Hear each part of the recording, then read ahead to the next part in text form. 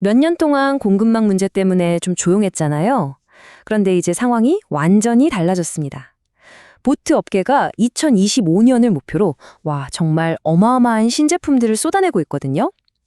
오늘은 바로 그 세일링의 판도를 바꿀 새로운 보트들에 대한 이야기를 좀 해볼까 합니다. 정말 흥미진진할 거예요. 올해의 디자인의 핵심, 한마디로 하면 바로 조화입니다. 근데 이게 그냥 옛날 거랑 새 거를 대충 섞어 놓은 게 절대 아니에요.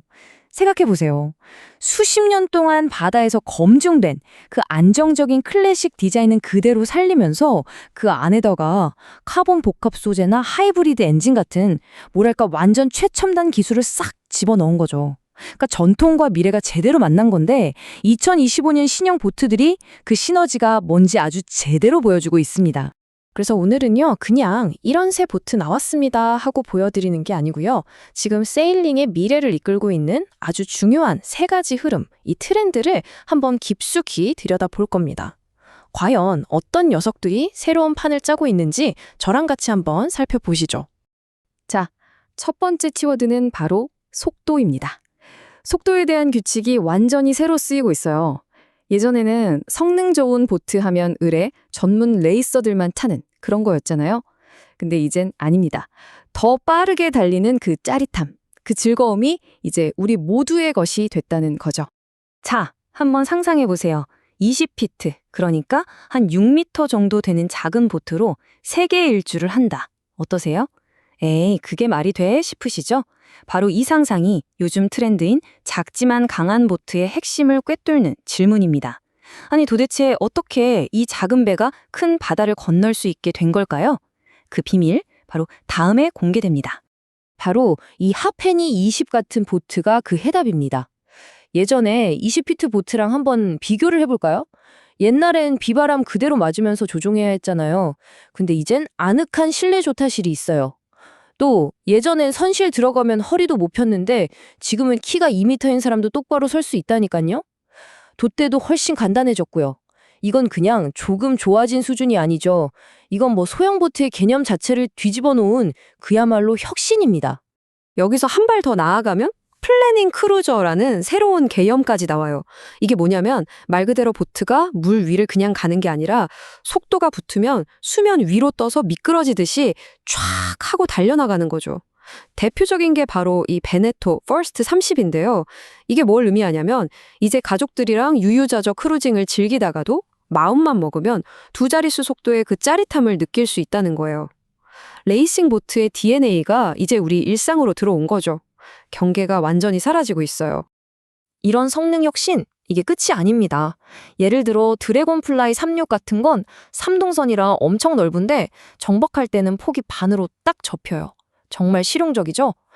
또 XS13은 비대칭 선체로 엄청나게 민첩한 움직임을 보여주고요. 밸런스 50이나 페가수스 50 같은 보트들은 아예 카본을 팍팍 써서 훨씬 가벼우면서도 튼튼하게 대양을 건널 수 있다는 걸 보여주고 있어요. 말 그대로 속도랑 안정성, 두 마리 토끼를 다 잡아버린 거죠. 자, 그럼 이제 두 번째 이야기로 넘어가 볼까요? 바로 친환경, 즉 지속 가능성에 대한 이야기입니다. 이제 이건 뭐 하면 좋은 것이 아니라 반드시 해야 하는 것이 됐잖아요. 조용하고 깨끗하게 바다를 즐기고 싶다는 생각, 바로 그 생각이 지금의 크루징 문화를 통째로 바꾸고 있습니다. 1800, 네, 1800. 이 숫자가 뭘까요? 한번 맞춰보세요. 이게 말이죠. 완전 전기 보트인 아일랜드 스피릿 5252가 거의 충전 없이 발전기를 아주 조금만 돌리고 갈 수 있는 거리입니다. 1800캐리. 감이 잘 안 오시죠? 우리나라 부산에서 싱가포르까지 갈 수 있는 진짜 어마어마한 거리예요. 이 표를 보시면 진짜 재밌어요. 제조사마다 친환경에 접근하는 방식이 제각각이거든요. 레오파드는 물의 힘으로 전기를 만드는 수력 발전에 집중하고요. 엑스큐지트는 아예 지붕 전체를 태양광 패널로 도배를 해버렸어요. 또 HH52는 좀 다른데 배 전체를 초경량 카본으로 만들어서 에너지 효율 자체를 그냥 끝판왕 수준으로 끌어올린 거죠. 다들 친환경이라는 똑같은 목표를 향해 가는데 방법은 이렇게나 다르다는 게 정말 흥미롭지 않나요? 자, 그럼 이런 기술들이 우리한테 실제로 어떤 점이 좋은 걸까요? 한번 그려보세요.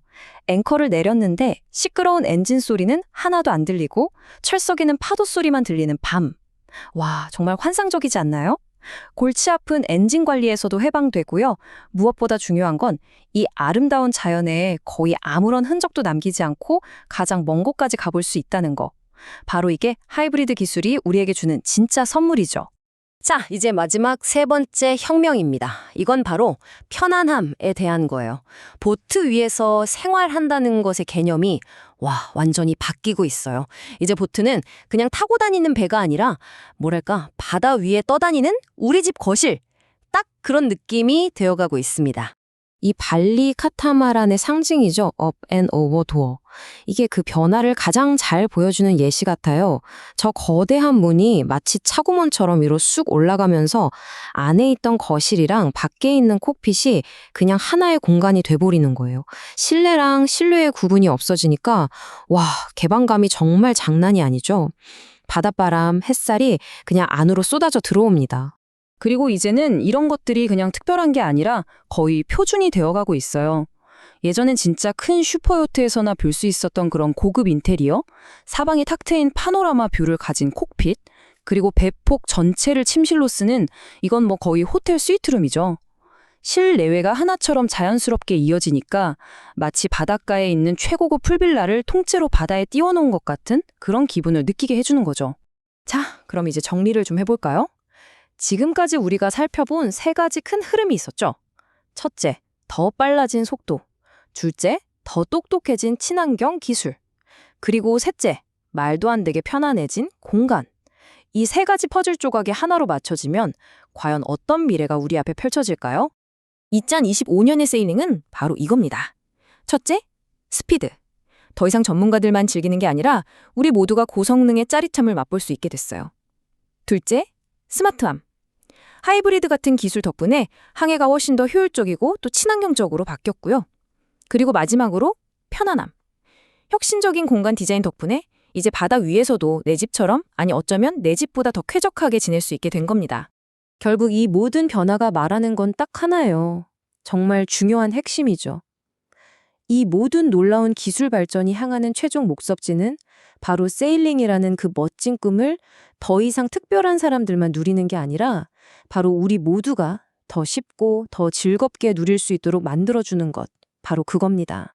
보시면 아시겠지만 미래의 보트는 이제 더 이상 상상 속에만 있는 게 아닙니다. 이미 우리 눈앞에 와 있어요. 자, 그렇다면 이제 남은 질문은 정말 딱 하나겠죠? 이 멋진 배를 타고 여러분은 어디로 떠나고 싶으신가요?